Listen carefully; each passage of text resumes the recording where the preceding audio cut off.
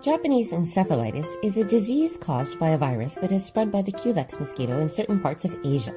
In risk countries, the mosquito that carries the virus is active mostly from dusk until dawn and almost always in rural areas where there are birds, pigs, and rice fields.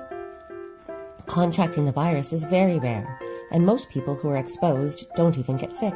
In fact, from 1973 to 2008, only 55 cases of Japanese encephalitis in travelers were reported worldwide. It is estimated that the risk of getting the virus during a short-term trip to Asia is less than 1 in a million. But staying in a rural area, in a risk country, raises the risk to as much as 2 in 100,000 per week of stay, which is still quite low. Only about 1 in 25 to 1,000 people who get the virus experience symptoms, but 20 to 30% of those cases are fatal. Among those who recover, 30 to 50% experience long-term complications.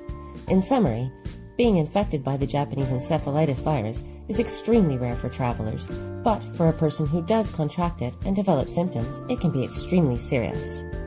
Using personal protection measures against mosquitoes, such as bug spray, mosquito nets, and permethrin-treated clothing, reduces the already low risk by as much as 90%.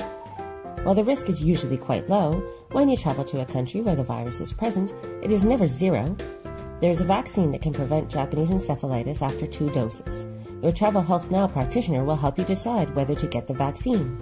Factors that favor vaccination include evening or night travel to a rural area where rice production or flood irrigation occurs, reports of outbreaks in your area that we are traveling to at night, a long-term travel of 1 month or more into risk areas, the season of travel, since in some regions transmission is more likely during the summer and fall, and extensive outdoor activities, particularly in evening or nighttime in rural areas, particularly without access to a screen around the sleeping area.